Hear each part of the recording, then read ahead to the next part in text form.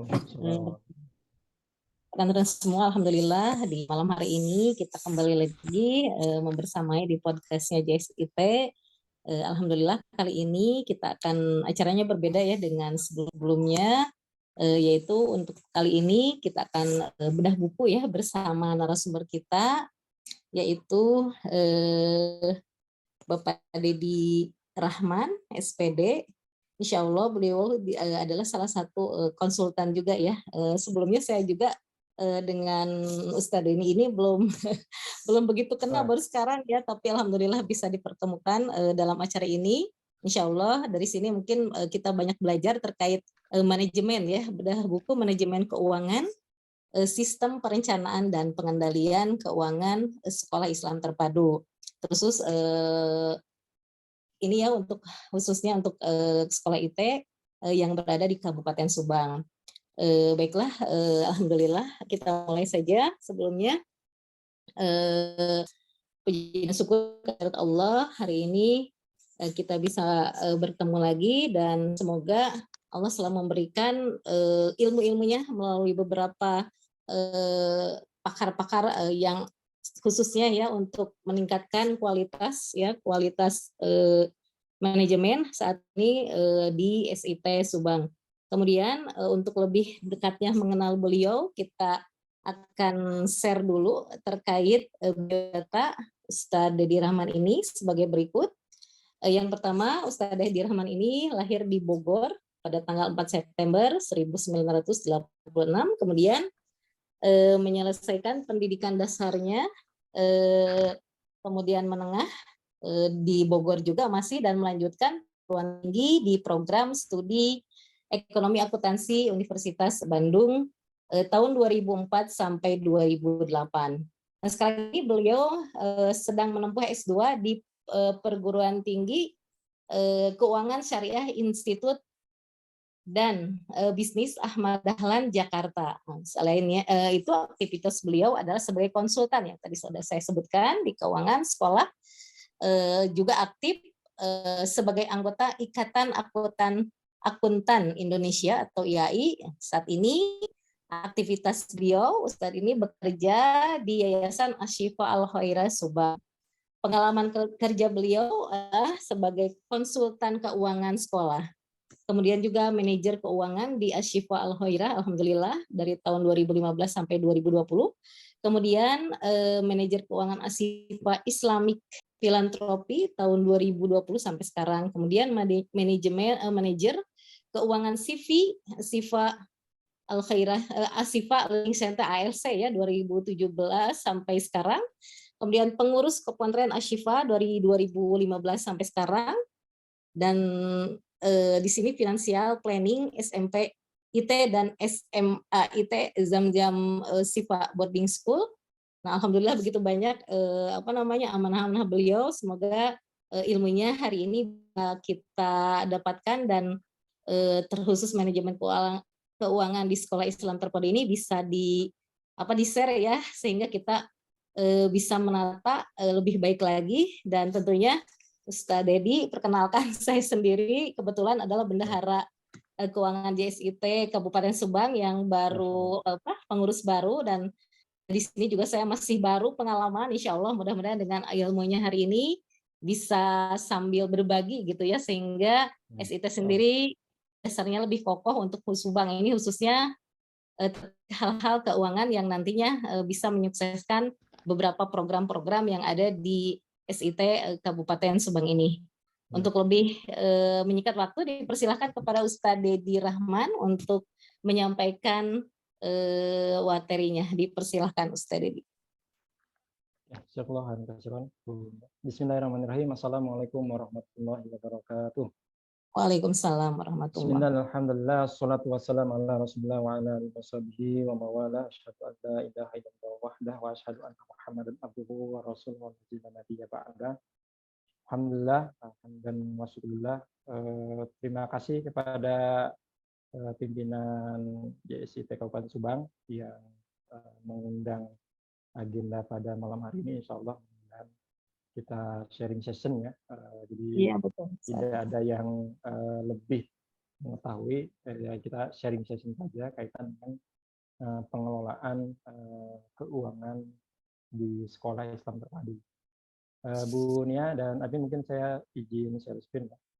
Iya, baik Ustadz.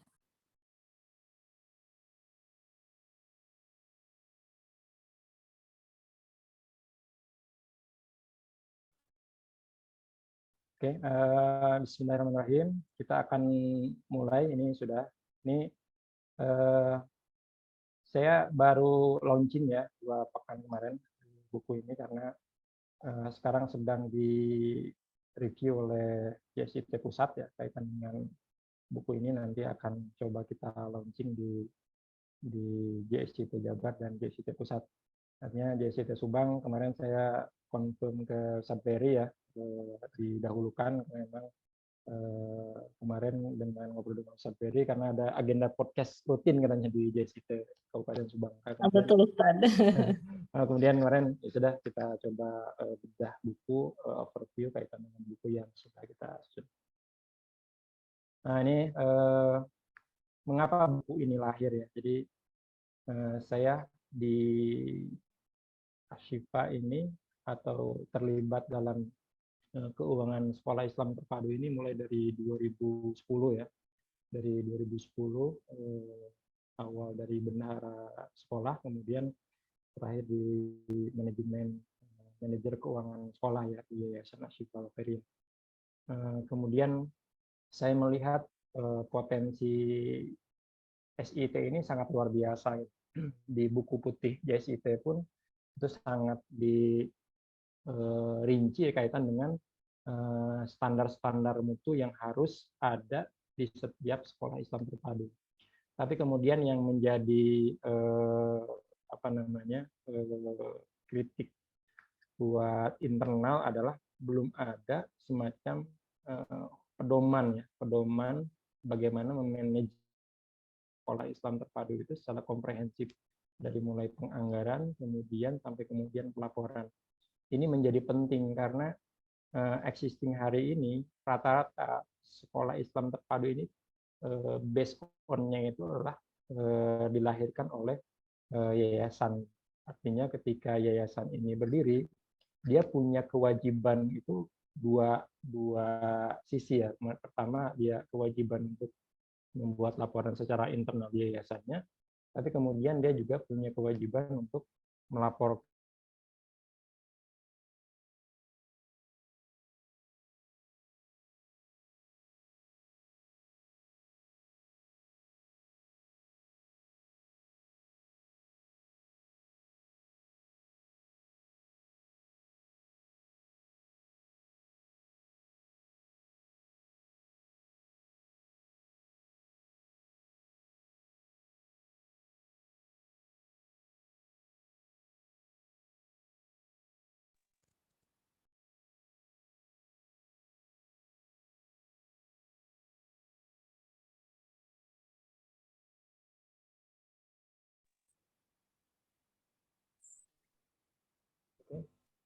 Halo Pak Ramdan, ada gangguan tidak ya? Ya, sebentar Bu, lagi dicoba dulu. Sinyal. Oke, muncul lagi? Mangga, silakan dilanjutkan Pak. Oke, Ya. Sudah saya overview ya. Jadi ya. ini sudah muncul, Pak Ramdan? Ya, sudah muncul. Oke. Saya overview ya, total SIT, ini saya belum menemukan data yang real ya di SIT, di websitenya JSIT. Jadi saya ngambil dari data Republika ya, total SIT hari ini yang tergabung dalam JSIT itu totalnya itu sebanyak 2.418 mulai dari TK sampai dengan tingkat SMA ya. Tapi kemudian kita bisa melihat ya, jadi bagaimana kemudian sekolah Islam yang berbasis di Nahdlatul Ulama maupun Muhammadiyah ini sangat luar biasa perkembangannya. Di Muhammadiyah sendiri menurut data Dikdasmen Muhammadiyah itu sekitar 3.334 dan Nahdlatul Ulama lebih dahsyat lagi. Dari data LP Ma'arif Nahdlatul Ulama ini ada sekitar 12.780 sekolah atau satuan pendidikan yang berada di naungan Nahdlatul Ulama. Yang menarik adalah dari sisi pengelolaan manajemen keuangan, ternyata yang paling modern dan dia memiliki pedoman pengelolaan sekolah, baik sisi keuangan maupun mutu sekolah, itu Muhammadiyah gitu. Nah, maka kemudian SIT ini perlu ada semacam boundaries atau pedoman yang kaitan dengan pengelolaan, khususnya adalah di bidang manajemen keuangan.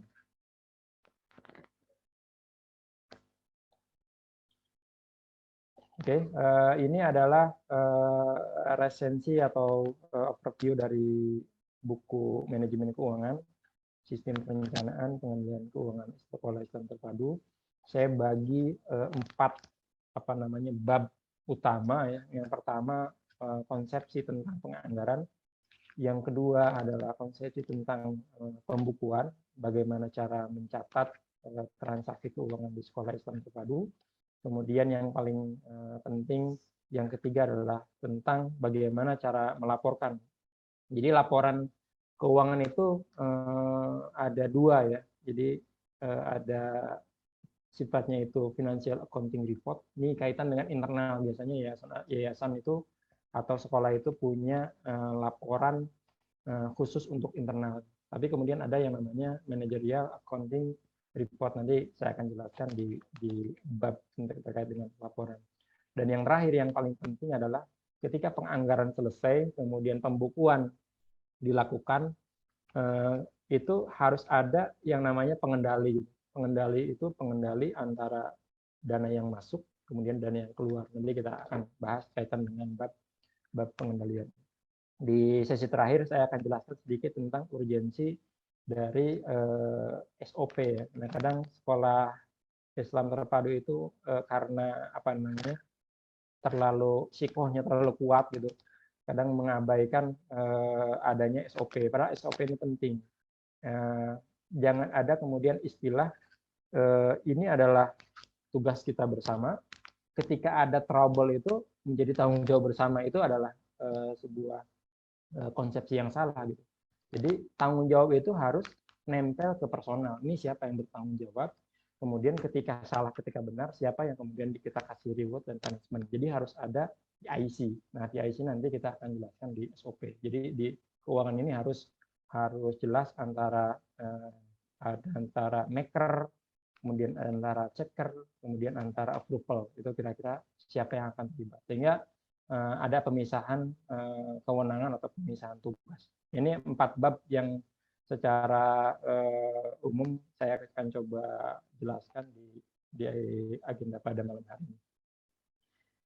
Nah, kemudian ini ruang lingkup manajemen ya. Ruang lingkup manajemen ini biasanya di sekolah itu dan di yayasan tentunya dia harus memiliki impian atau visi dan misi, atau kita sebut dengan klaster kondisi sekolah ideal yang kita inginkan atau yayasan inginkan. Sekolah dan yayasan itu harus punya visi dan misi. Kemudian klaster berikutnya dari visi dan misi ini kita turunkan menjadi tujuan sasaran strategis. Dan bagusnya, jadi kadang saya melihat di beberapa SIT itu visinya itu terlalu umum ya. Visi itu harus bisa diukur. Misalnya gini, menjadi sekolah terdepan tingkat nasional, jadi harus ada 2024 gitu. Jadi harus ada ujungnya. Ini target untuk menjadi sekolah terdepan tingkat nasional itu tahun berapa gitu. Jadi harus ada yang namanya target tahun, sehingga kita bisa mereview atau melakukan monitoring atau evaluasi ketika visi ini tidak tercapai. Jadi harus ada ukurannya, itu visi itu harus terukur gitu. Jadi kapan visi ini akan dicapai? Jangan sampai menjadi terdepan tingkat nasional. Nasional itu kapan gitu dilaksanakan? Karena ini akan berpengaruh kepada tujuan strategis setiap tahun. Kemudian SS atau sasaran strategis ini di breakdown menjadi program, kegiatan, dan nanti ada setiap program dan kegiatan ada indikatornya. Ya, misalnya kalau misalnya ada target setiap sekolah itu, misalkan SMP atau SDIT itu target siswanya 5 juz misalkan. Jadi ketika program-program itu harus mendukung indikator atau target-target yang sudah kita tetapkan. Kemudian ada klaster yang kedua, ini klaster penganggaran. Nanti kita akan bahas. Jadi ada inventaris, menginventaris sumber pendanaan. Kemudian nanti kita akan menetapkan atau merancang rencana kegiatan anggaran berbasis kegiatan atau program di sasaran strategis. Kemudian penetapan kegiatan, pelaksanaan anggaran kegiatan, kemudian ada monitoring evaluasi, itu dalam klaster yang ketiga. Jadi ada klaster kondisi yang kita inginkan dari sekolah kita, kemudian kita dari kondisi yang diinginkan itu kita butuh anggaran berapa sih? Nah, itu kita inventarisir sumber anggaran yang ada, kemudian kita akan menetapkan dalam sebuah RKA atau RKAS. Ini ruang lingkup manajemen keuangan yang ada dalam. Kita masuk ke bab yang pertama kaitan dengan penganggaran. Ini bab yang pertama kaitan dengan penganggaran. Jadi penganggaran itu adalah aktivitas penyusunan atau budgeting. Jadi dari biasanya ini lumrah di setiap sekolah, ya, setiap yayasan dia akan melakukan penganggaran di awal tahun. Nah, tapi kemudian yang harus didefinisikan dalam anggaran, karena namanya anggaran, dia harus dalam bentuk satuan uang. Jadi jangan sampai menganggarkan, tapi wujud atau nominalnya itu tidak muncul atau tidak dimunculkan. Kadang ada sekolah-sekolah yang mungkin ya karena pesimis dengan sumber anggaran, sehingga kadang kegiatan itu dikosongkan nominalnya, padahal itu secara flow anggaran itu tidak diperkenankan, karena anggaran itu harus kelihatan ini anggarannya, kegiatannya berapa, sumbernya dari mana. Jadi supaya kemudian pelaksanaan anggaran tidak memiliki kebingungan ketika dia melaksanakan kegiatan di sekolah. Nah, ada beberapa step di proses penganggaran ini. Yang pertama yang paling penting adalah menyusun kebijakan satuan anggaran. Yang kedua adalah menyusun struktur biaya sekolah. Kemudian yang terakhir adalah sumber anggaran sekolah. Jadi yang pertama kita akan bahas kaitan dengan menyusun kebijakan satuan anggaran. Nah, ini mungkin di beberapa sekolah sudah melaksanakan, tapi beberapa sekolah yang sudah coba kita dampingi, saya menjadi bagian dari konsultan, kadang belum membuat satuan anggaran yang definitifkan, sehingga kemudian ketika pelaksanaan anggaran itu kadang atau di akhir selalu ada perselisihan, dalam tanda petik perselisihan itu kesalahpahaman. Maka kemudian di awal tahun sekolah atau yayasan itu harus bisa menentukan kebijakan satuan anggaran. Apa itu kebijakan satuan anggaran? Itu adalah pedoman penetapan satuan biaya operasional di sekolah yang berlaku. Nah, ini ada periodenya, karena biaya satuan anggaran ini akan berubah setiap tahun. Nanti kita akan pertimbangkan misalkan nilai inflasi, kemudian ketika inflasi misalkan rata-rata inflasi Indonesia ini sekarang 4 sampai 5% rata-rata. Nah, setiap tahun itu kita harus kalkulasi bahwa satuan anggaran ini minimal harus naik 4% atau 5%. Atau kemudian BBM. Ini kan BBM ini juga cukup berpengaruh, sehingga nanti ini harus menyesuaikan biaya satuan anggaran ini di sekolah, harus menyesuaikan dengan kebutuhan atau kondisi perekonomian di masa mendatang. Jadi kebijakan satuan anggaran ini itu pedoman penetapan satuan biaya operasional dalam kurun waktu tertentu. Bisa ditetapkan misalkan setahun atau 3 tahun. Nah, ini disesuaikan dengan kebijakan sekolah. Nah, ini saya coba buatkan contoh ya, biaya satuan anggaran yang harus dan biasanya ini ada di beberapa ICT. Dan ini menjadi penting karena ini menjadi pedoman untuk menyusun anggaran atau RKA atau RKAS. Nah, misalkan ini yang jenis biaya, kemudian kegiatan, ada satuan, kemudian ada tarif.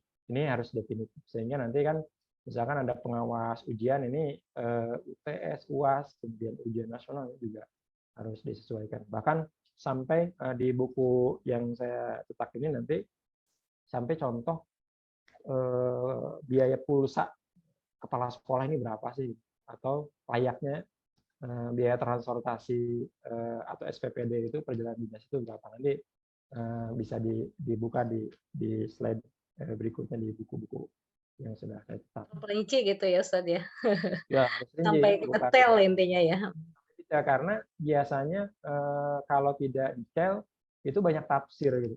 Dan ini juga terjadi yang sekolah-sekolah yang sudah saya konsultasi karena jadi pagontok-gontok gitu. Jadi ketika rasa nih layaknya itu saya ke Bandung itu 50.000, kenapa 25.000 gitu. Itu ada ukurannya gitu. Bahkan saya sudah buatkan di dalam tabelnya itu ke Bandung uang sakunya berapa, kemudian apa namanya? Transportasinya berapa, tolnya berapa, tarif makan setiap daerah beda-beda.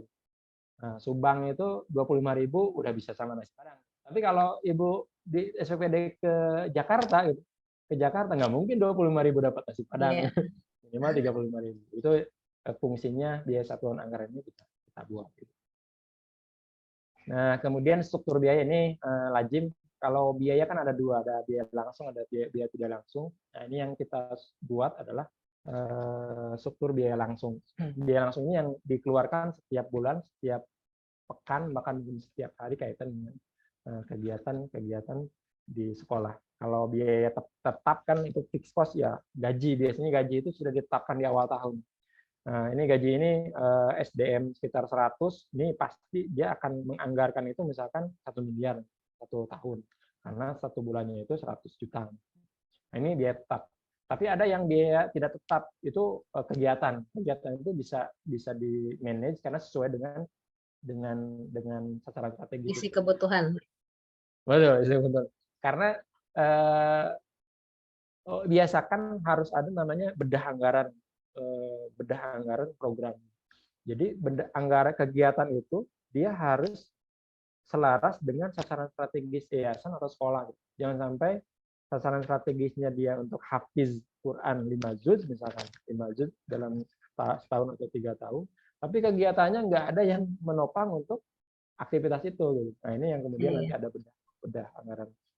Nanti ada kalkulasi biaya rapat, biaya pulsa, dan seterusnya. Nanti ada namanya di struktur biaya. Nah, ini struktur biaya ini penting di awal tahun dilakukan karena nanti akan berpengaruh kepada penetapan biaya sekolah atau pembebanan biaya sekolah SPP, registrasi ulang, registrasi awal kepada para orang tua. Ini akan menentukan.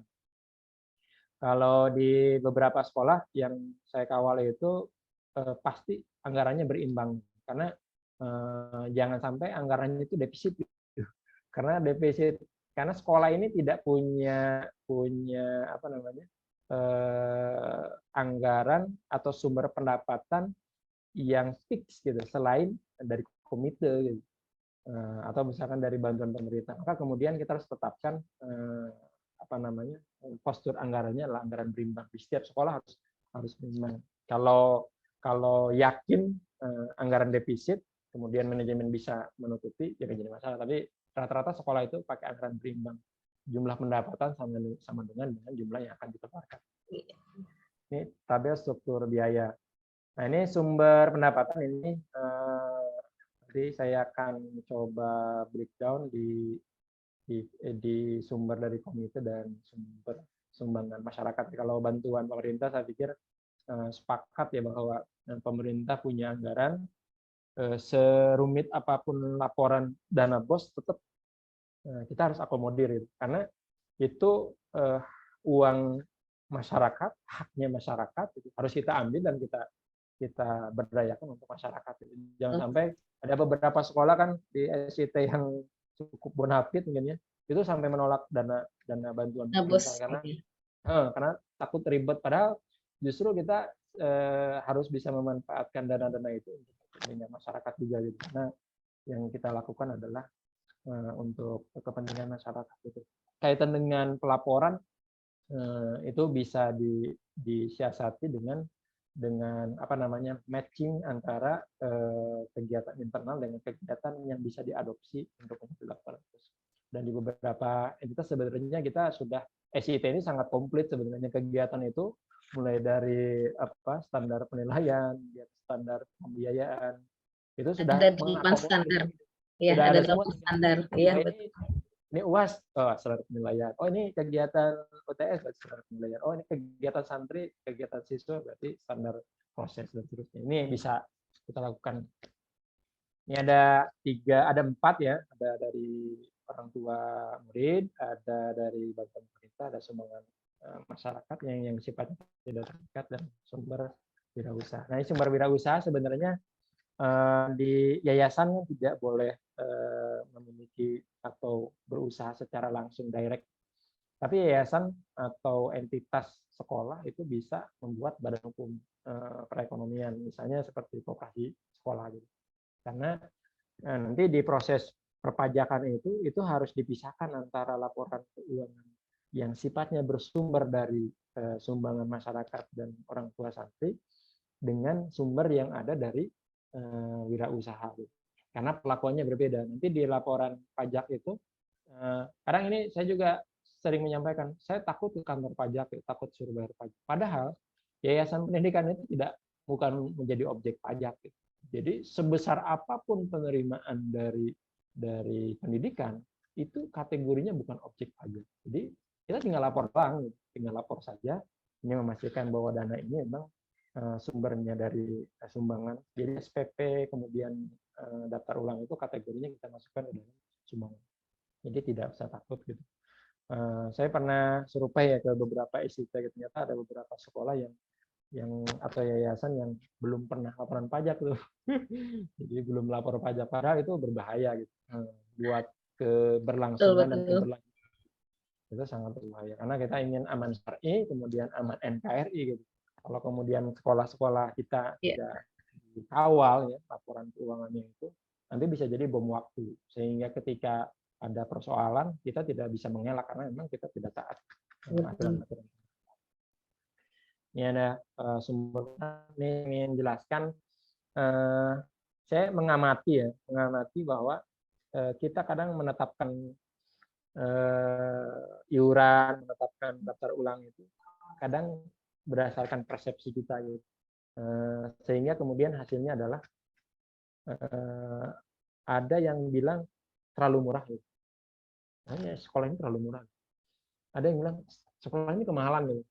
Nah, maka kemudian saya buat 2 pendekatan supaya balance antara pendekatan dari sisi kebutuhan kita dengan pendekatan dari konsumen atau wali santri. Maka di PPD itu bisa lakukan survei kecil-kecilan gitu. Nah, ini walaupun mungkin tidak bisa dipakai misalkan survei hari ini, kita bisa menetapkan anggaran sekolah hari ini atau biaya sekolah atau dibebankan ke orang tua hari ini. Itu bisa survei ini bisa digunakan untuk pembiayaan sekolah di masa mendatang. Ini survei kecil-kecilan yang mungkin bisa jadi jadi bahan data awal kita menetapkan biaya tahun depan itu seperti apa gitu. Yang pertama ada semacam kuesioner ya, nanti PPDB awal tahun kan mereka daftar, kemudian kita kasih kuesioner. Ya ini sederhana saja, mungkin nanti bisa dikembangkan di sekolah masing-masing. Ada faktor utama, ini kan kaitan dengan mutu nih, kita ingin mengevaluasi mutu kita gitu, untuk pendidikan kita, kemudian kira-kira ditanya kaitan dengan keuangan, kita tanya penghasilannya berapa sih, kemudian berapa jumlah tanggungan. Karena penting ada poin 2, poin 3 ini punya korelasi gitu. Bisa jadi dia gajinya 10 juta gitu, tapi tanggungannya anaknya 10 gitu. Sama aja kan, dia punya biaya sekolah, kemudian dia rumah tangga. Ini korelasinya sangat kuat antara poin 2 dan poin 3. Tanya penghasilan, tapi tanya juga jumlah tanggungannya berapa. Nah, terakhir itu bisa ditanya dengan kondisi yang sekarang, biaya sekolah kita ini kategorinya murah, sedang, atau mahal sekali gitu. Ini juga menjadi basic data yang kemudian kita akan tetapkan di tahun berikutnya. Dan pendekatan kebutuhan sekolah tadi fasenya adalah ketika kita membuat struktur RKA gitu. Ini kita menetapkan ini kondisi ideal gitu. Nah, harapannya di sekolah itu dia punya skala prioritas gitu. Prioritas 1 dia yang kegiatan sekolah anggaran yang mendukung sasaran strategis. Itu prioritas 1. Itu tidak boleh tidak. Kalau dia tipe atau sasaran strategisnya adalah Quran, berarti kegiatannya itu harus bermuatan nilai-nilai Quran, kemudian kegiatan yang sifatnya itu bisa menguatkan nilai atau value tentang Quran. Kemudian ada prioritas 2. Prioritas 2 ini bisa dimunculkan, tapi kemudian anggarannya itu dipakai sumber lain. Sumber lain ini bisa jadi nanti kan biasanya di pertengahan tahun ada kebijakan pengalihan anggaran dan seterusnya. Anggaran yang tidak ada daya serapnya kemudian kita alihkan ke kegiatan-kegiatan prioritas 2. Nah, prioritas 1 itu tidak mau tidak harus ada. Nah, prioritas 2 ini bisa ada, bisa tidak. Nanti akan menyesuaikan dengan anggaran kita. Maka kita akan temukan nilai pembebanan biaya sekolah untuk masyarakat itu dengan 2 pendekatan. Pendekatan konsumen dan pendekatan kebutuhan sekolah. Nah, ini normatif ya. Ini juga banyak di beberapa contoh di laporan dana BOS juga ada ya. Ini formatnya awal tahun dibuat seperti ini sehingga kemudian kita bisa mereview setiap tahunnya gitu. Karena kalau misalnya tidak punya format seperti ini kita nggak tahu setiap tahun itu pasti mulai dari awal ini sumbernya dari mana, ini kegiatan. Ini format RK-nya. Nah, kemudian kita akan masuk ke bab 2 ya, kaitan dengan pembukuan. Ini penting tadi karena kita punya target punya reporting keuangan yang bisa digunakan untuk internal di yayasan atau sekolah, atau kemudian kita juga punya kepentingan untuk pemerintah dan laporan pajak. Ya, ini bab yang kedua, pembukuan. Yang pertama, ini penting, setiap yang dicatat itu harus unik, dan yang unik dia harus punya kode. Maka kalau saya di accounting ini dia harus punya 2, minimal 1 itu kode akun. Tapi kadang di sekolah itu tidak cukup dengan kode akun, dia harus punya kode tagihan.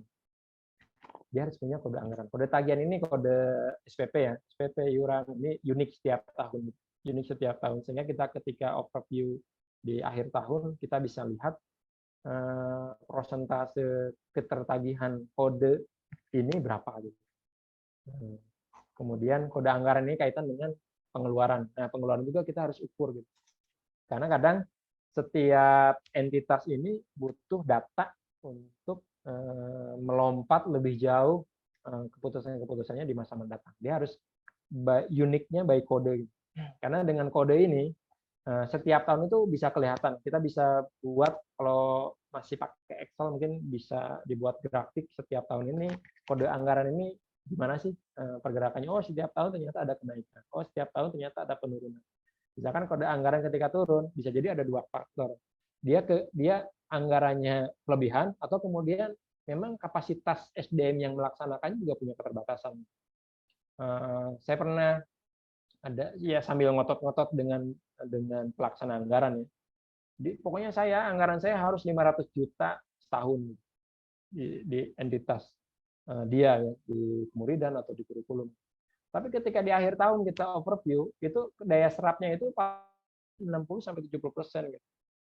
Jadi dari awal ngotot-ngotot, tapi kemudian ternyata di akhir tahun itu daya serap. Nah, ketika kita evaluasi, karena kapasitas SDM itu tidak mungkin dia melakukan kegiatan setiap hari gitu. Dia harus ngajar, dia harus macam-macam. Jadi faktor itu yang harus kita pertimbangkan. Gitu. Sekarang diajak rasional gitu. Jadi kita bedah anggaran ini, benernya sih Juli ini kegiatannya sampai 10 gitu. Nggak mungkin gitu. Karena 10 itu berarti kan setiap pekan minimal 2 gitu, 2 kegiatan. Itu wajar nggak? Macam-macam. Jadi harus dilakukan realistis ya. Dibuat serealistis mungkin. Dan terakhir kita akan bahas tentang siklus pembukuan. Caranya, modelnya seperti apa. Pembukuan ini menjadi penting karena tadi nanti ada proses pencatatan, penggolongan, pengikhtisaran, dan laporan kaitan dengan transaksi keuangan di sekolah. Nah, ini bentuk baku ya di kode akun ya. Mungkin Zania juga sudah mafhum. Jadi setiap kode akun itu dia harus unik. Ini sampai ke bawah ada aktiva, kemudian ada hutang, ada ke bawah nanti ada pendapatan atau penerimaan, nanti ada beban-beban yang menjadi aktivitas pengeluaran kita. Kemudian ini kode tagihan, ini kode ya, ini bisa dibikin unik setiap tahun karena memang kaitan dengan nanti kita akan melakukan analisa data gitu. Melakukan analisa data ketercapaian antara target dengan realisasi dari penerimaan. Kalau pendekatannya, kalau saya dalami sebenarnya pendekatan apa namanya, rata-rata kita harus mengalokasikan di awal tahun ya, ketika penganggaran itu kita harus mengalokasikan penerimaan tetap tagih itu 3-5%. 3-5%. Ini sebuah keniscayaan dalam sebuah kalau di akuntansi namanya konservatif ya. Jadi harus ada yang namanya pengalokasian cadangan tak tertagih. Itu 3-5%. Nah, gimana kalau misalkan Pak Reddy, kalau misalkan di akhir tahun ternyata tertagih, tidak masalah, karena itu menjadi saldo awal tahun atau kemudian nanti ada saldo untuk pengembangan sekolah gitu. Tapi realnya ketika kita membuat anggaran itu kita harus kalkulasikan dana tertagih 3-5%. Karena ini biasanya saya analisa itu 3-5% cukup. Kecuali dengan kondisi-kondisi ya pandemi seperti kemarin ada penyesuaian atau renumerasi kaitan dengan pembayaran. Itu sifatnya extraordinary. Jadi normalnya saya coba analisa itu 3-5% insya Allah cukup. Karena dana sekolah itu dia apalagi boarding itu bergulir terus. Kadang tahun ajaran belum selesai, PPDB udah selesai, registrasi ulang udah masuk lagi kan. Jadi cash flow-nya itu sangat luar biasa sebenarnya di sekolah Islam terpadu itu. Kalau kita bisa memanage dengan baik, sebenarnya pengembangan itu, saya kemarin coba dampingi 2 SD ya, di Cijambe ada SDT Albayan ya, SDT Albayan, kemudian di Ciater sekarang ada Najmi, Nah itu saya coba buat forecast-nya itu, saya prediksikan SD itu BEP-nya itu tahun ke-4 atau tahun ke-5. Dan alhamdulillah sekarang tahun ke-5 ya, sudah mulai dia sudah stabil keuangannya. Kalau SMP bisa lebih cepat. Tapi kalau SD karena biayanya cukup terjangkau, kemudian saya prediksikan 4-5 tahun. Dan rata-rata ini sukses ya. Saya coba analisa sekarang di SMP Salsabila di Ciater ya. Nah, saya sedang buat forecast dengan tim itu. Kalau SMP Salsabila itu targetnya itu 3-4 tahun. Dia sudah bisa BEP. Ini kode tagihan ini disusun di awal tahun. Nah, ini kemudian kode anggaran, ini pengeluaran. Nah, ini harus teridentifikasi. Ini K ini ini K harus ini K ini keluar. Tahun anggaran ini tahun kita tahun berjalan. Misalnya kita tahun 2023 nanti kan berarti K 2003. Ini kode ini unik karena kita ingin membuat sebuah analisa. Kalau kodenya acak-acakan, tidak terstruktur, itu nanti akan repot kita dalam membuat sebuah analisa. Apalagi kemudian analisa kita masih menggunakan manual Excel gitu. Nah, ini harus kodenya harus unik. Nah, kita akan memudahkan di sort by atau kemudian analisa menggunakan Excel gitu. Kemudian ini siklus pembukuan data transaksi ini real biasanya sekolah nanti beda-beda ya. SIT itu kan ada yang berbasis keuangannya itu ada yang berbasis sekolah, ada yang dia itu sentralistik proporsional gitu. Ada yang ditarik semua ke yayasan kemudian diberikan anggaran. Ada yang silakan aja urus ya sekolah gitu. Mana yang lebih agile, mana yang lebih lincah? Ya tergantung sekolahnya gitu.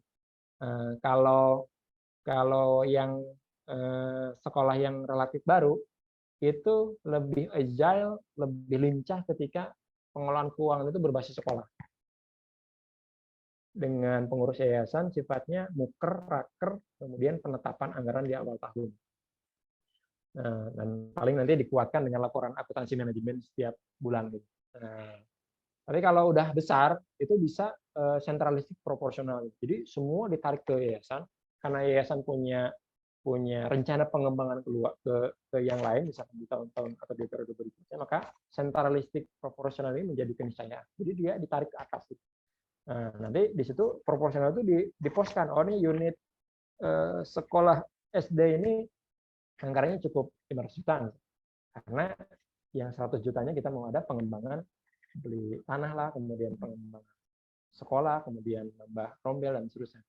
Jadi nanti kalau sudah sekolahnya relatif stabil, biasanya yayasan akan sentralistik proporsional. Dan itu lebih efektif. Karena kalau berbasis sekolah terus, itu pengembangan yayasan biasanya agak repot gitu. Kalau kemudian kita akan mendirikan satuan pendidikan yang lain. Tapi kalau udah sentralistik proporsional, itu bisa kacamatanya bisa lebih luas. Ada data transaksi, jurnal, kemudian buku besar, ada buku besar penyesuaian.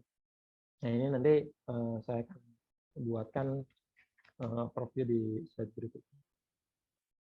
Nah ini contoh pencatatan transaksi, ini ya akunting banget gitu. Tapi ini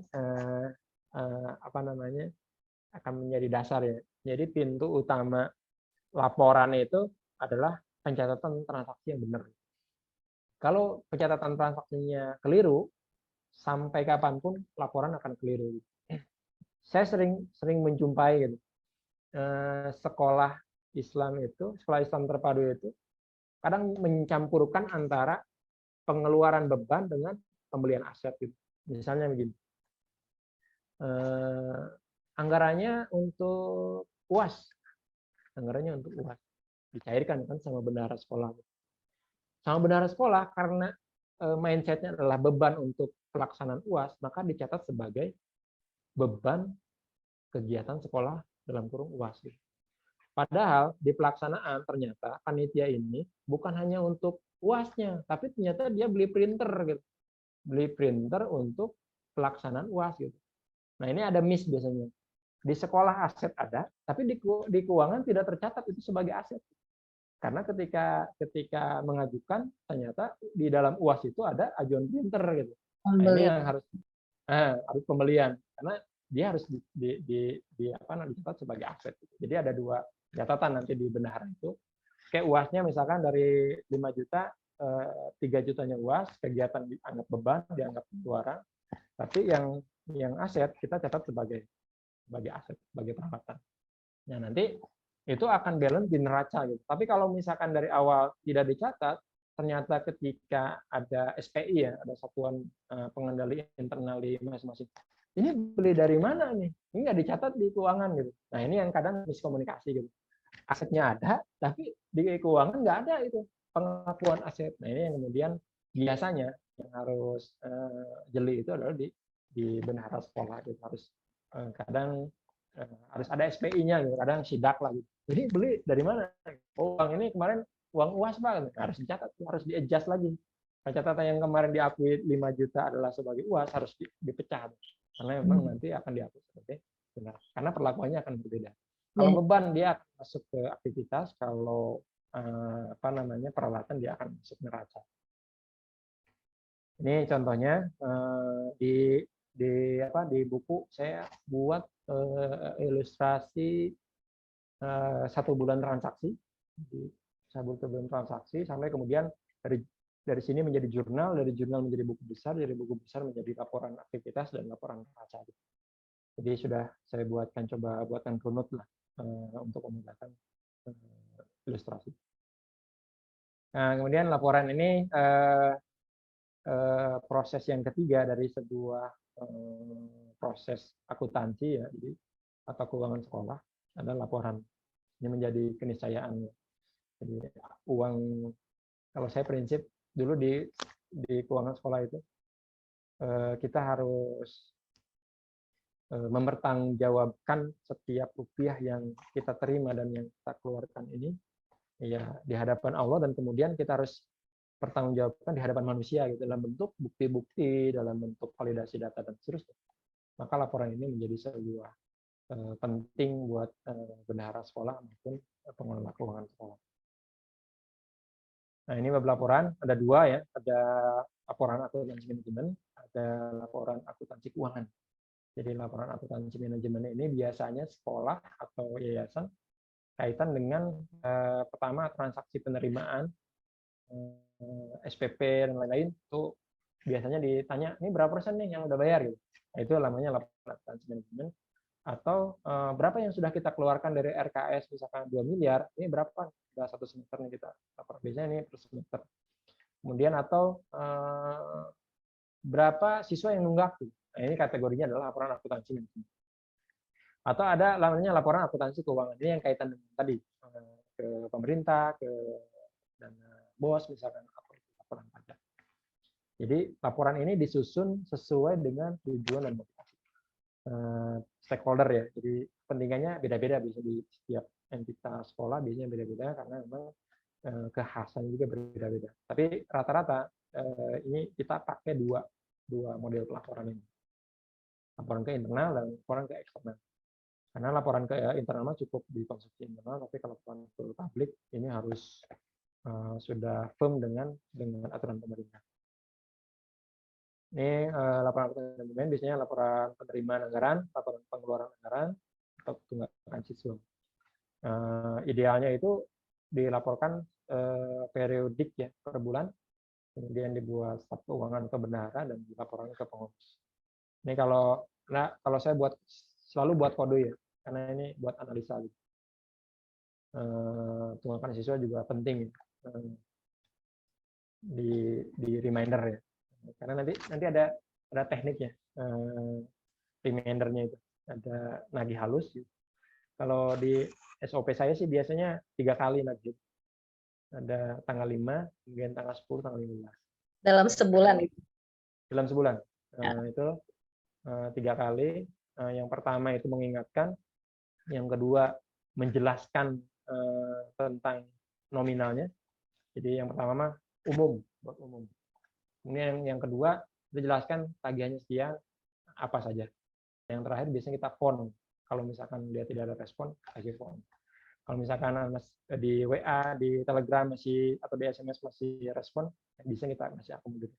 Nanti setelah 3 bulan itu, kalau yang nggak ada respon sekali, biasanya kita panggil. Kita jelaskan, kita dalam. Kalau misalnya memang macet gitu atau tidak bisa, dia kita cari alternatif, apakah cari orang tua asuh atau kemudian kita bermitra dengan lembaga-lembaga charity yang bisa mengakomodir itu. Kemudian ini laporan akuntansi keuangan, jadi ada laporan neraca atau laporan aktivitas dan laporan aktivitas. Ini dibuat oleh bendahara. Kalau saya biasanya per semester laporannya. Tapi minimalnya itu setahun sekali untuk laporan neraca aktivitas sama biasanya di Muker. Ini kalau saya sampaikan di Muker. Ini pengurus pemerintah. Ini secara periodik ini harus kita tunaikan. Nah, ini contohnya. Jadi ada dari transaksi yang sudah saya ilustrasikan di 1 bulan itu. Ini didapatlah laporan aktivitas seperti ini. Ini surplus defisit, aset bersih. Ini formatnya. Ini di yayasan ini sekarang ada perubahan ya. Jadi saya pasti pakai format yang PSAK 45 ya. Kalau sekarang pakainya ISAK 35 gitu. Tapi secara komponen hampir sama, tapi hanya beda struktur. Tapi di pajak ini cukup pakai PSAK 45 seperti ini. Ini masih diakomodir di laporan pajak sendiri itu tidak banyak perubahan. Jadi kita masih bisa pakai yang lebih sederhana, yaitu PSAK 45. Kalau ISAK 35 lebih rumit di struktur karena nanti dia harus menghitung penyusutan secara periodik dan dia penyusutannya itu harus dikalkulasi per aset gitu. Kalau yang PSAK 45 dia diakumulasi. Ini laporan aktivitasnya contohnya. Nah, ini juga laporan arus kas. Ini datanya berdasarkan ilustrasi ya. Kalau realnya bisa jadi lebih, nanti yang poin-poin tanah bangunan bisa lebih apa namanya, komplit lagi. Nih misalkan kas dan setara kas akhir tahun dia 23.066.800. Dia harus sama dengan, nah ini, surplus defisit aset bersih. Dia harus balance. Ini kan 23.466, kemudian kita harus menyesuaikan dengan laporan apa namanya, arus kas dengan laporan aktivitas. Ini paling atas ini kan 23.466.800. Ini surplus akhir jelas sama 23.466. Ini laporan arus kas. Oke, kita masuk ke tema berikutnya tentang pengendalian. Ini penting karena uangnya nggak sedikit ya. Kalau sekolahnya udah besar itu yang dikelola bisa ratusan juta, bisa sampai miliaran. Maka harus dikendalikan. Siapa yang harus dikendalikan? Yang pertama pelaksana, yang kemudian kita harus perkuat kebijakan. Jadi jangan one man show. Kalau di keuangan lembaga itu tidak boleh one man show, karena uang ini milik masyarakat yang harus dipertanggungjawabkan kepada masyarakat. Kalau sendiri berat, kalau kita mempertanggungjawabkan secara sendiri berat. Maka kita harus prinsip pengendalian anggaran. Ini saya buatkan di buku saya. Yang pertama penetapan tanggung jawab. Ini harus clear siapa yang bertanggung jawab, pada fase apa dia bertanggung jawab. Jadi ada semacam apa namanya, kepastian ini siapa yang bertanggung jawab, pada fase apa dia bertanggung jawab. Kemudian pemisahan kewenangan. Jadi siapa yang mengajukan, siapa yang memeriksa, siapa yang mengeluarkan. Jadi harus 3 minimal. Karena ini sesuai dengan cash management system. Dia itu harus dipisahkan pelaksana yang memeriksa dan yang mengeluarkan. Yang berbahaya itu ketika dia yang mengeluarkan, dia yang mengajukan, dia yang mengeluarkan, dia yang memeriksa gitu. Itu tidak apa namanya, tidak bisa dikendalikan. Jadi pengendalian itu dia harus siapa yang mengajukan, siapa yang memeriksa, kemudian siapa yang meng-ACC atau assessment atau approval. Yang ketiga, pengendalian anggaran adalah dokumentasi atau validasi dokumentasi transaksi keuangan. Ini penting, nanti kaitan dengan kalau yayasan punya target di audit oleh akuntan publik, maka dokumen transaksi keuangan ini menjadi penting tervalidasi. Nanti saya akan contohkan beberapa bukti transaksi keuangan yang tidak bisa diproses lebih lanjut. Kemudian adalah pengendalian fisik atau elektronik. Ini biasanya cashcon ya. Jadi setiap hari itu pengelola kas ya, di sekolah itu wajib di cashcon. Di buku saya sudah ada formatnya, maka mungkin di Dana Bos juga ada formatnya, hampir mirip sebenarnya. Dan itu sebenarnya luar biasa ya. Jadi kita mengendalikan kas itu bukan kita seudon atau berburuk sangka kepada pengelola kas, tapi buat manajemen juga menjadi penting pengelolaan kas di cashcon harian, karena kita harus bisa menggambarkan kira-kira 1 pekan ke depan itu kita butuh kas berapa sih. Kan kegiatan itu ada yang 1 pekan, ada yang 2 pekan, gitu. Kita harus bisa memprediksi kapan kita ke bank untuk mengambil penarikan dana. Tapi kalau cashcon nggak ada, berapa kas? Waduh, belum di cashcon nih. Ketika ada pengajuan, nggak ada uangnya gitu. Nah, ini yang kemudian menjadi problem sendiri gitu. Maka adalah pengendalian fisik atau elektronik. Ini pengendalian kas. Tadi ada pemisahan, ada penerima kas, mencatat penerima kas dan menyimpan kas. Kalau idealnya itu antara penerima dengan yang menyimpan kas di berangkas itu dipisah. Tapi kalau kemudian struktur SOP-nya kuat, sebenarnya pengelola kas itu bisa juga pengelola berangkas. Karena kita bisa memastikan bahwa yang pengelola kas itu adalah orang yang bersangkutan. Kemudian ini setiap penerimaan kas, entah itu iuran atau misalkan dia bukti transfer, kita wajib mencatat dan mengeluarkan slip atau bukti gitu, karena itu menjadi validasi di 2 sisi gitu. Saya sering menemukan itu admin keuangan sekolah itu lalai ketika ada orang yang bayar SPP, nanti dulu gitu, dipegang dulu gitu. Nah, ini tidak dicatat langsung, nanti lupa tuh. ketika komplain orang tua itu, saya pernah nih tanggal sekian, tapi nggak ada sama-sama nggak pegang bukti gitu, orang tua nggak pegang bukti, kita juga lupa untuk mencatat. Ini kan zolim di dua sisi gitu kan. Maka kemudian setiap penerimaan harus mengeluarkan bukti slip.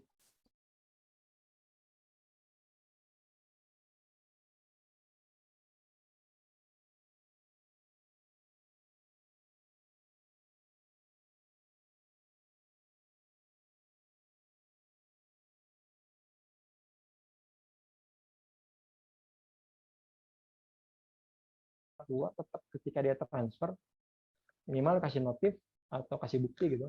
Kalau sekarang kan bisa pakai PDF lah, pakai screenshot lah, itu bisa. Itu normatif gitu, karena memang itu menjadi layanan kita gitu. Jadi jangan sampai ini udah rutin, nggak usah nanya bukti juga tetap bayar gitu. Tapi dari kedua sisi itu tidak sesuai gitu kan dengan SOP yang harus dilaksanakan. Ini pengendalian penerimaan kas. Ini formatnya biasanya sama seperti ini ya. Ini kalau yang kas, kalau yang bank juga bisa disesuaikan. Nah, kemudian ada pengendalian pengeluaran kas. Nah, ini tadi pemisahan udah clear ya. Semuanya harus dipisahkan. Yang kedua, yang penting, kita harus menetapkan nanti di kebijakan keuangan yayasan itu, otorisasinya itu sampai mana gitu. Misalnya gini, yang berhak mengeluarkan sampai dengan 2 juta cukup di bendahara sekolah dan diketahui oleh kepala sekolah. Tapi kalau lebih dari itu, misalnya diotorisasi oleh kepala sekolah dan diketahui oleh pengurus yayasan. Jadi setiap entitas yayasan itu berbeda-beda gitu, tergantung skala. Tapi harus dibuat skala ini karena kaitan dengan otorisasi ini berkaitan dengan beban tanggung jawab dia gitu. Ketika mengeluarkan 100 juta kemudian diaudit, maka kemudian yang dikejar adalah yang punya otorisasi. Nah, ini harus ada jenjang. Maka ada jenjang otorisasi pembayaran kas. Kalau mengeluarkan 50 juta, misalkan harus ada invoice, kemudian siapa yang tanda tangan di slip pengeluaran dan seterusnya. Ini ada mekanisme sendiri. Ini menjadi penting. Ini ada pemisahan dan otorisasi. Kalau pembayaran itu memang harus ada otorisasi yang mengeluarkan gitu. Jadi jangan sampai tadi checkernya dia, makernya dia, approval-nya juga dia gitu. Maka harus ada otorisasi. Ini contoh slip pengeluaran ya.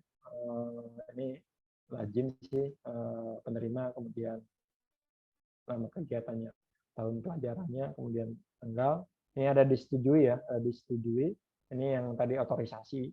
Jadi ini yang mengajukan, ini yang memeriksa ini bisa bendahara, bisa kepala sekolah. Atau kalau jenjang pengeluaran keuangan berbasis sekolah biasanya cukup bendahara sekolah dan kepala sekolah. Itu disesuaikan dengan lembaganya. Nah ini Bapak Ibu sekalian, saya ingin menjelaskan sedikit tentang memvalidasi bukti dan transaksi. Ya. Ini saya simulasikan atau saya contohkan. Ya. Ini transaksi tidak sah ya. Secara akuntansi dan keuangan ini tidak sah. Kenapa? Yang pertama dia tidak ada tanggal transaksi kapan. Kemudian yang kedua untuk kegiatan apa juga tidak ada. Kemudian tanda tangan siapa yang menyerahkan, siapa yang menerima juga tidak ada. Dan yang terakhir, ini adalah misalnya nih, ada bensin ya. Ini bensin elf misalnya 100.000. Ini harusnya kan mintanya bukan nota seperti ini. Bukan nota seperti ini. Ini nota bensin dari SPBU biasanya. Ini cacat secara keuangan, sebetulnya ini harus dikembalikan ke pelaksana, ini harus diganti. Jadi biar dia mempertanggungjawabkan bukti transaksi yang sudah kita kasih ya anggarannya. Jadi ini tidak ada tanggal, tidak ada validasi siapa yang menerima, siapa yang mengeluarkan, dan bukti transaksinya juga tidak relevan dengan pengeluaran. Ini contoh yang kedua. Ini tidak ada tanggal saja, tidak ada tanggal. Kemudian kegiatan ini biaya pendamping kegiatan apa? Ini harus tervalidasi gitu. Ini contoh validasi bukti. Ini yang biasanya di pelaporan anggaran ya, di SOP lebih saya jelaskan di buku itu harus detail sampai kemudian dia notanya itu stempel basah atau tidak gitu.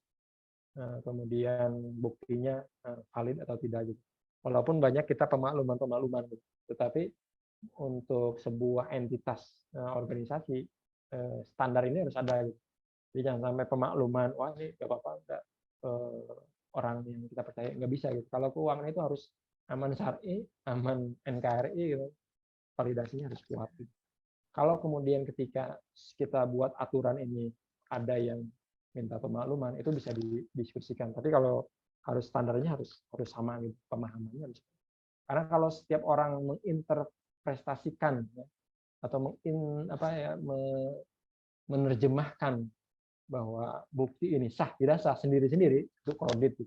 Kita tidak punya validasi mana yang bukti yang sah, mana yang tidak. Oke, ini perangkat ya, perangkat kebijakan penganggaran. Saya sudah rinci ya, di buku itu minimal ada 8. Yang pertama kita ada kebijakan tentang sumber anggaran sekolah. Kita harus tetapkan, disepakati di yayasan atau sekolah itu sumber anggarannya dari mana saja sih gitu. Yang kedua, kebijakan tentang komposisi anggaran. Nah, komposisi anggaran ini penting. Karena tadi ada biaya personalia, ada biaya non personalia gitu. Nah, biaya non personalia itu banyak itemnya. Ada biaya pulsa, ada biaya konsumsi, ada biaya honorarium misalkan kepanitiaan atau insentif kepanitiaan kegiatan sekolah gitu. Itu harus diatur gitu. Nah, maka nanti ada kebijakan tentang komposisi anggaran program. Porsinya harus 30 70 gitu. Jadi jangan sampai 30-nya kegiatan, 70%-nya konsumsi. Nah, ini tidak sehat. Jadi dibalik gitu, misalkan 30-nya untuk konsumsi, kemudian atau honorarium, 70-nya untuk kegiatan. Kemudian ada kebijakan tentang penggunaan anggaran. Kemudian ada kebijakan tentang satuan tadi sudah saya jelaskan. Nah, kebijakan tentang pengalihan anggaran ini perlu ya. Di minimal 1 semester sekali ada pengalihan anggaran. Ada kebijakan yang bisa dialihkan anggarannya adalah ABCD. Jadi harus ada aturan mainnya. Kemudian ada satuan kebijakan tentang satuan perjalanan dinas. Ini saya juga buatkan secara rinci, bahkan sampai kebijakan tentang biaya satuan transportasi. Jadi ke Bandung bensinnya berapa, pakai mobil, pakai motor, kemudian e-tolnya berapa. Itu sudah saya coba sajikan di buku yang saya susun. Dan yang terakhir, ini sebuah keniscayaan buat sekolah Islam terpadu, kadang ada minta keringanan gitu. Itu harus juga diatur dengan kebijakan tentang pengajuan beasiswa pendidikan. Nanti yang ini cukup panjang sebenarnya di buku itu, apa saja yang harus ada dalam kebijakan-kebijakan yang dikeluarkan oleh sekolah Islam terpadu. Ini kita masuk ke SOP. Ini SOP ini turunan. SOP itu turunan. Yang pertama kita ada indikator kinerja, kemudian ada SOP, nanti ada instruksi kerja.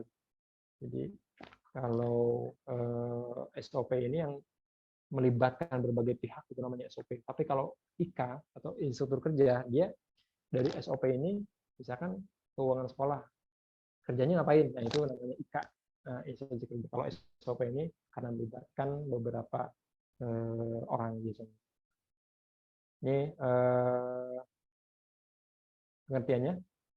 Jadi SOP adalah dokumen yang berkaitan dengan prosedur yang dilakukan secara kronologis. Jadi berurut untuk menyelesaikan suatu pekerjaan yang bertujuan untuk memperoleh hasil kerja yang efektif. Dan ini yang biasanya ada SOP di SIT ya. Ada 8 yang saya coba susun ya. Walaupun ada sebenarnya yang penting itu adalah SOP kaitan dengan pengelolaan aset. Sementara saya buatkan di buku ini adalah ada 8 SOP. Ada penyusunan dan penetapan anggaran sekolah di awal tahun, pengajuan anggaran ini per event kegiatan, kemudian pembukuan penerimaan harus tadi clear siapa yang menerima, siapa yang menyimpan di berangkas, siapa yang store ke bank. Kemudian ada laporan penggunaan anggaran sekolah, Jadi ada pengajuan, ada pelaporan. Nah, laporannya ada standar-standar yang mungkin tadi sudah saya singgung kaitan dengan bukti, kaitan dengan format. Nah, jadi jangan sampai laporan itu kalau dibundel ke jadi laporan tahunan itu beda-beda, ada yang A3, ada yang A4, ada yang folio, ada yang macam-macam. Jadi ada standar. Ada penagihan-tagihan sekolah tadi saya sudah singgung, penting. Ada pengarsipan dokumen, ini juga menjadi sebuah keniscayaan ketika dokumen itu harus, kalau pajak itu 5 tahun minimal. Kalau akreditasi itu 3 tahun. Jadi arsip dokumen itu berarti minimal 3-5 tahun harus ready gitu. 3 tahun berjalan. Kemudian ada SOP pengambilan buku cek dan giro. Ini kalau sekolah yang biasanya mau melakukan penarikan ke bank dan menggunakan cek, dia harus diatur dengan SOP pengambilan. Karena cek ini kan sakral ya, jadi unik gitu. Cek ini kalau sudah ada stempel sama tanda tangan, siapapun bisa bawa gitu. Maka harus ada SOP-nya. Harus ada SOP-nya kaitan dengan pengambilan buku cek ataupun giro. Termasuk yang terakhir ada SOP penyetoraan uang tunai ke bank. Ini harus diatur. Siapa yang ke bank, kemudian form apa saja yang harus ditandatangani, yang kemudian masing-masing entitas atau orang itu memiliki tanggung jawab. Dan yang terakhir dari yang ini ya, ini saya sudah buatkan form flow-nya. Ini kan rincian SOP, ada rinciannya. Nanti flow-nya seperti ini. Flow-nya seperti ini. Dibikin flow chart, masing-masing SOP yang 8 tadi, saya contohkan seperti ini. Ini contohnya saya buat yang pengajuan anggaran sekolah. Ada aktivitas, ada pelaksana, ada standar bakunya, waktu, kemudian output, dan kemudian akhirnya itu di mana sih gitu. Pencairan dana, kemudian ada pelaporan. Oke, paling itu untuk Sajania dan Ustaz Ramdan ya, yang mungkin bisa saya sampaikan kaitan dengan overview buku tentang manajemen keuangan. Saya ambil subtema sistem pengendalian, sistem perencanaan dan pengendalian keuangan sekolah Islam Terpadu. Ya, mudah-mudahan ada manfaatnya buat rekan-rekan sekalian, dan kita senantiasa bisa istiqomah dalam kebaikan dan memiliki tanggung jawab moral kaitan dengan pengelolaan sekolah. Terima kasih. Assalamualaikum warahmatullahi wabarakatuh. Waalaikumsalam warahmatullahi wabarakatuh. Mungkin sebelum akhir acara boleh intinya dari yang disampaikan tentunya sangat menarik dan jadi penasaran ingin segera melihat buku, apalagi nanti mungkin teknisnya sebetulnya kalau sekarang nih saya sendiri memang untuk perkasan dan sebagainya tuh memang masih awam, tapi beberapa sudah mungkin alhamdulillah terlaksana ya. Namun ya tadi manajemen antara yayasan dengan sekolah juga memang harus saling menguatkan seperti itu. Dan yang saya tahu ini juga mungkin menjadi tugas-tugas kita untuk memberikan ilmu-ilmu sehingga keuangan yayasan dengan sekolah itu jadi ada yang terpusat, dan tadi yang sudah disampaikan ada yang sekolah baru itu memang biasanya internal sekolah dulu, tapi setelah besar sekolahnya menjadi sentralisasi di yayasan dengan tujuan-tujuan yang untuk jangka panjang. Betul. Seperti itu. Ini juga mungkin tugas kita untuk mungkin nanti Pak Ramdan ya dari JSS sendiri bisa menjadi ada acara workshop seperti ini gitu, ini sangat menarik sehingga bisa ke depannya lambat laun SIT di Subang ini menjadi satu arahan gitu.